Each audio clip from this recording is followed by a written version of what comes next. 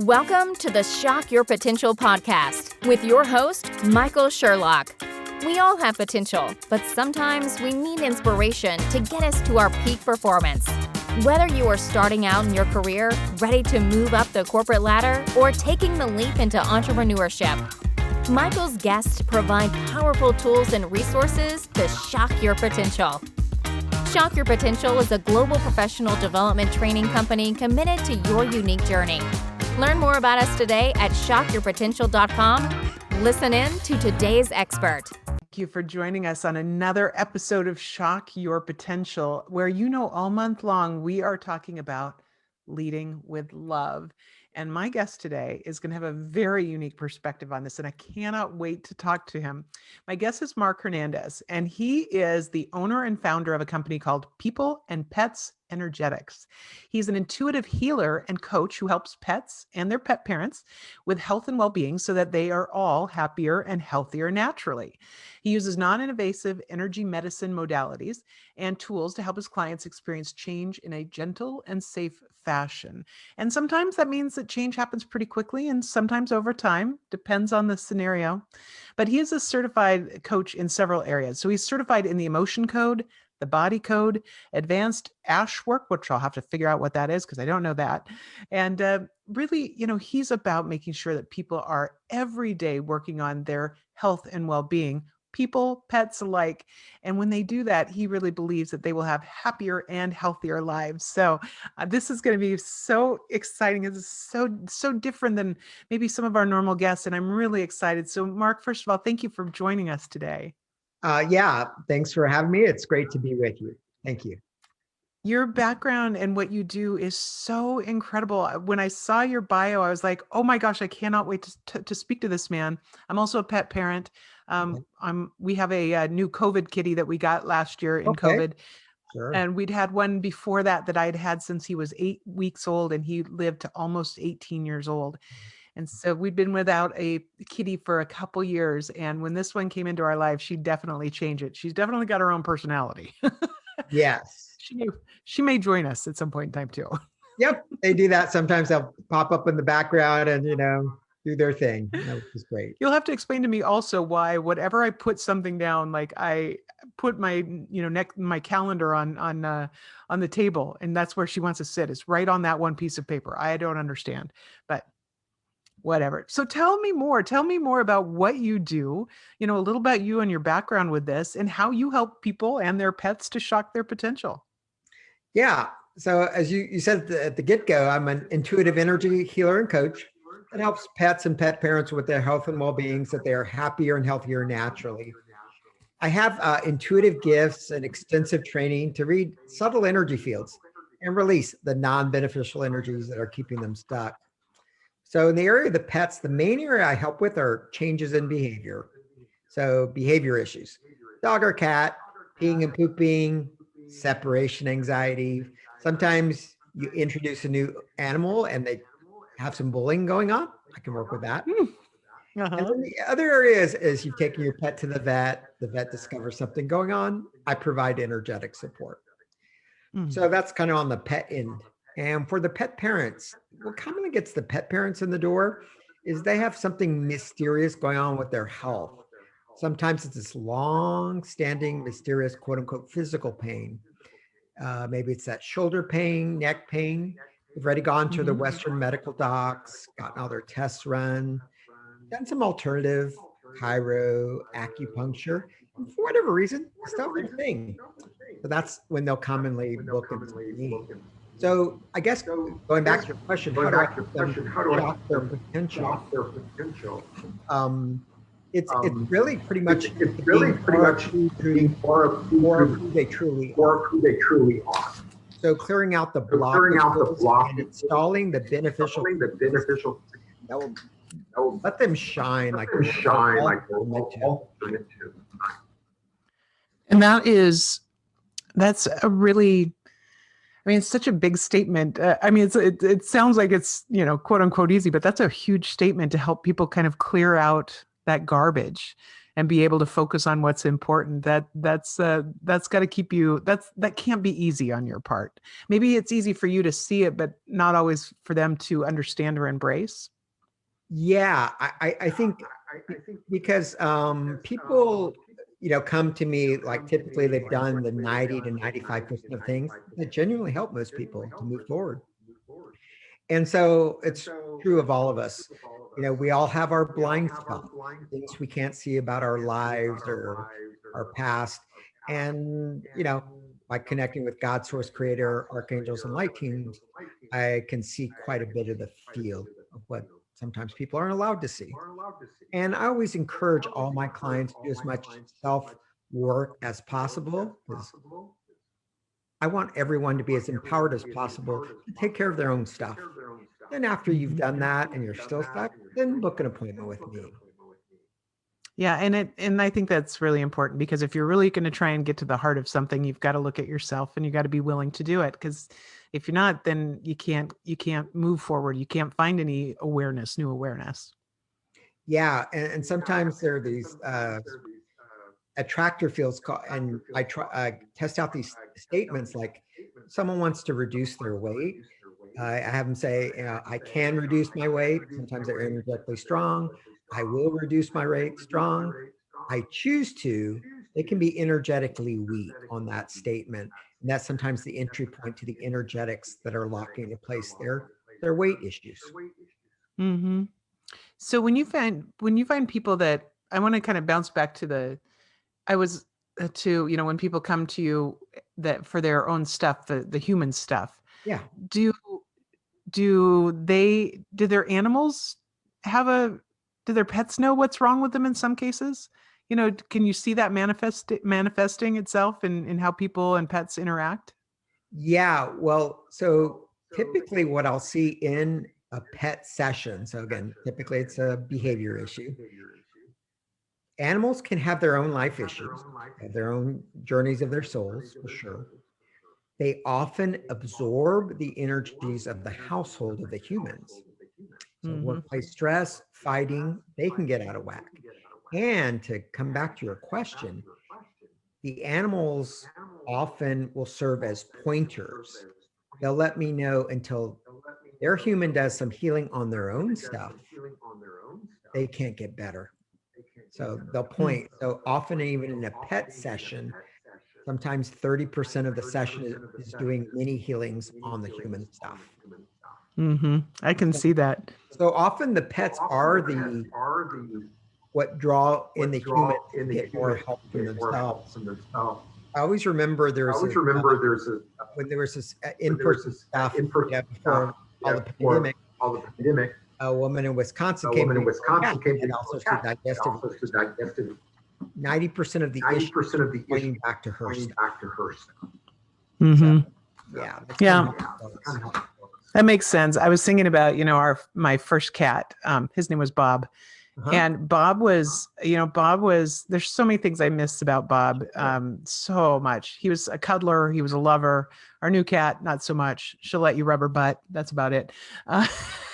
She'll let you pet her, but she's got a story too. She was a street cat for a long time. But Bob, if I was upset, so let's say there was an argument in the house, so you got two people arguing. Bob was wherever he was in the room, wherever the argument was going, and he was between me and the other person. And not that there was ever any, I wasn't in any danger, but he did not like anyone talking to me in a loud voice. And he was very clear about that. It was really distressing. And it was really sweet and loving, because sometimes, you just be loud, like, you got a football game going on and everybody's loud and yelling, and he'll run in and he'd look, and then he'd go out again. Cause he's like, oh, okay, no argument. Yeah. Just watching football. Yeah. Well, as we know, even just the purring of the cat often is very soothing to humans and other animals. And that, cats, animals are very intuitive. They know what's going on in the environment, and, they'll let you know. It was interesting when we got this new cat. Her name is Penelope. We call her Princess because she owns everything. But I was really, we got the call right when there was lockdown in Philadelphia. And so we had some friends who, volunteer for a shelter, and they said, we need to have homes for these cats to foster because we can't go in to take care of them right now. And so, of course, my husband looked at me like, did you set this up? I said, yeah, I created a pandemic so I can get a new cat. Um, Yes. but, I told him, I said, I can only have a girl cat because Bob, had some issues spraying. Mhm. And I said, so they sent me 3 pictures, and hers was the first one. And hers was the third one I saw, but it was the first one that I went, that's her. Like, I need Yes. her. But they said, she doesn't have all her manners yet. We didn't really know what that meant. Okay. And I just knew, though, she was the gut reaction. So I didn't tell my husband that part because I thought he'll say no. But when she got into our house, and she had been, on the street, then she had been picked up, and she'd had, been spayed, and she'd, had her ear clipped, and, she was in this, environment with all these other cats in a cat cafe. And so I thought the first thing she would do would be to run right under a bed. Nope. Mhm. She just walked through the whole house slowly, looked at every single thing, came and jumped up on the couch and started purring. And I was like, Oh, that's our cool. cat. And we Okay. really didn't have any other issues, but they tell you so much if you're willing to pay attention. Absolutely. The animals are very in tune to the environment and in tune with the humans in the household. Absolutely. How did you get started with this? What took you in this direction? I know it sounds like you've been intuitive your whole life, but what made you really, pick this passion where, especially working with pets and pet parents? Yeah. So the first stage was working with the humans. So what drew that into my own life was my own life experiences. First background, college professor of Hispanic studies, taught for over 20 Mhm. years. Unusual things going on in my professional life that made no logical sense. And started with a conversation with a sibling. He's a doctor of integrative medicine, and told him what was going on. And back in 2007, I worked with this energy healer out in New Mexico. I was in Boston at the time, 2 1-hour sessions. And what I like to say, when nothing had changed in my professional life, things started to change a little bit. So that got my attention. Thought I could will my way out of that pattern, and wasn't meant to be. So a couple of years later, I called my brother back and told him I want to learn that energy thing, because we all come in this lifetime with baseline abilities, do the type of work I Mhm. do, and Mhm. realized that I was given extra gifts meant to come online later in life. And that's how I started with training, certifications. That's how I got started with my work with humans. Now, with the work with pets, 2011, 2013, I was living and working in Asia, in Taiwan.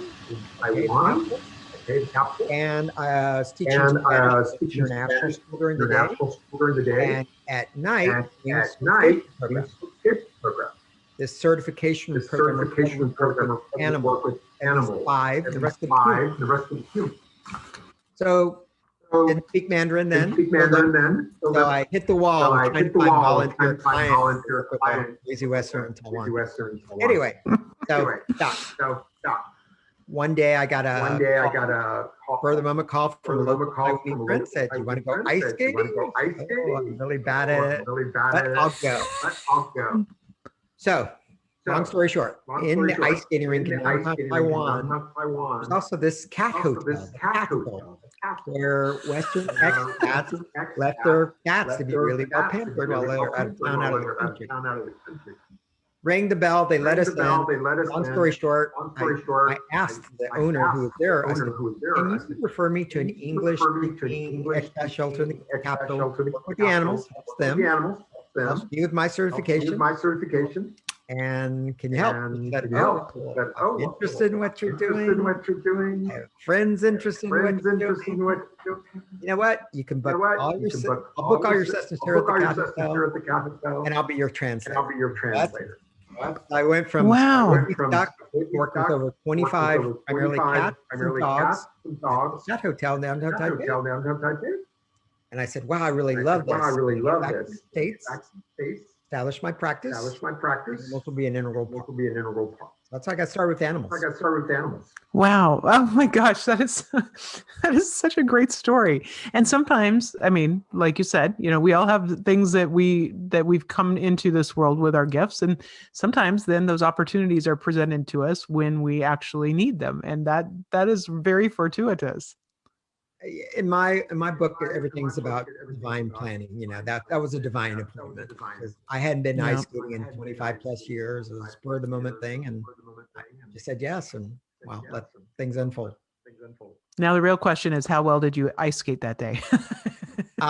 Fortunately, in Taiwan, they were very into safety, and so I had my helmet, and I fell quite a few times. A little bit of bumps, but nothing permanent, no permanent damage. So I lived, and I got my rendezvous with the cat. So worth it. Excellent. I would assume that what you do probably brings you a great deal of joy because, I mean, obviously if they're coming to you for behavior problems, there's challenges with that, but especially when you can help them through it, both the pets and the people are probably, it's very joyous experience all the way around. Yeah, it's very rewarding and gratifying again, because again, for me, it's a gift I've been given to use to serve people and animals in a kind of deep and profound way. And the people that tend to come to me have had their stuff for a while and stuck. And even with people, each case is unique. And I was working with a woman named Gina one time. Woman in her 50s, had been in 7 car accidents over 37 years and had Wow. like 3 bumps in her left side of her neck and pain. And she said, "Can you help?" I said, "Yeah, let's see what's possible." That case, actually, things shifted for her in 10 minutes, where she goes, "I can't feel the bumps anymore, and I can move my neck more for the first time in 37 Wow. years." I said, "Oh, that's cool." I said, "Again, it comes from above, God source creator, and I facilitate." And so that's very rewarding. Oh, I hope she just never got any more car accidents. That's what someone else said, did you help her with her driving lessons? I said, "Well, she didn't ask for that." So Well, as you were talking, I was just thinking about how, not just physically or, things that you need to clear out, but you may just be attracting more car accidents, if you still have that energy around you. absolutely. There can be, as I mentioned at the top of our conversation, attractor fields where, Hmm. people consciously don't want them, but there can be energies that tend to bring in those types of events. Yeah, I love it. Now, as we talked about in the beginning too, my whole theme this month is about leading with love, which I think is completely aligned with what you're doing. And my theory behind this is not only that the world needs more love, which I totally believe, but I really believe that when we consciously choose to lead with love, whether it's lead in a work environment, lead with ourselves, lead with our families, that we will continue to gain positives in this world. But sometimes people have to be reminded to go ahead and lead with love. So what are your thoughts on this, or any advice, or suggestions for people to really embrace leading with love and using it to really propel themselves forward? Yeah. Well, first thing that immediately comes to mind, love is a very high vibration frequency. Uh, the love frequency is 528 uh, hertz, which is also the miracle of the frequency of miracles. And if you think of those that love essential oils like rose oil, that's one of the Hmm. highest vibrational uh, essential oils. So if people get drawn to rose oil, just put a little bit, a little dab. You just need a, a smitten.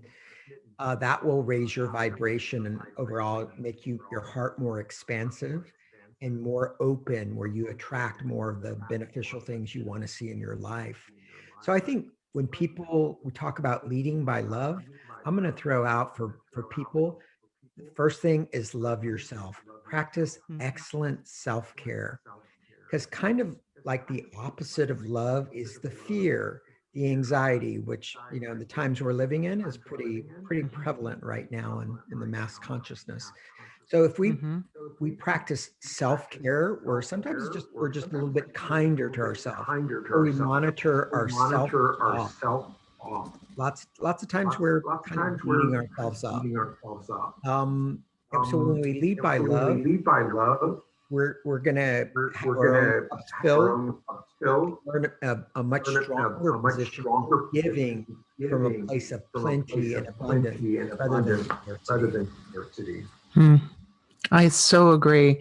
I wrote obviously my notes about the rose oil because I've never known that before. But tell me a little bit about this, about it being on the same frequency as miracles.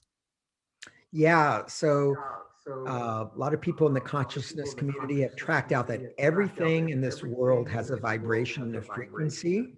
So some of the, like I said, the higher vibrations are love, 528, miracles. Some of the lower would be like shame, like 10 or 20, it's very low, tends to attract in more low. Gratitude is also very high frequency. So they've measured all these frequencies out. The idea is we're in a frequency of love or above, 528 or higher. We're going to probably have a more expansive life, better health, stronger relationships, better work environments, all that stuff. So, yeah. As you know, I think sometimes, you'll see somebody and you'll see them walk by or drive by. And sometimes I see people's faces that just look so, sometimes angry, sometimes so sad, sometimes just lost. And I always, but especially with the people that look angry, I always wonder, like, how do you do that all the time without becoming exhausted? I'd rather smile, I'd rather laugh as much as possible. Doesn't mean I don't get down, everybody does, but it must take so much work to maintain anger, because I don't think it's our natural inclination. Yeah. And I think that's part of where the benefits of self-awareness, because we all have our moments where we get down or angry and all that. And also just say, well, what's the effect? Like when we get angry, our immune system takes a big hit. Okay. Like for 6 hours or more, just that burst of anger. Okay. Now, if we practice laughter, like laughter yoga or anywhere where we just laugh, that immediately raises our vibration and dissipates those lower frequencies. So those are simple things people can keep in mind, when they realize they're getting hooked into the fear or the anxiety with what's going on in the world. Say, is it serving me or not? And we always have a moment of choice. Absolutely. I've never heard of laughter yoga though. Tell me about that. Yeah, I want to go do that. I laugh at myself when I'm doing yoga, but I don't think that's what you mean. There are people that are certified like trainers in laughter yoga, where they show that just by laughing, it raises your vibration, it raises your immune system.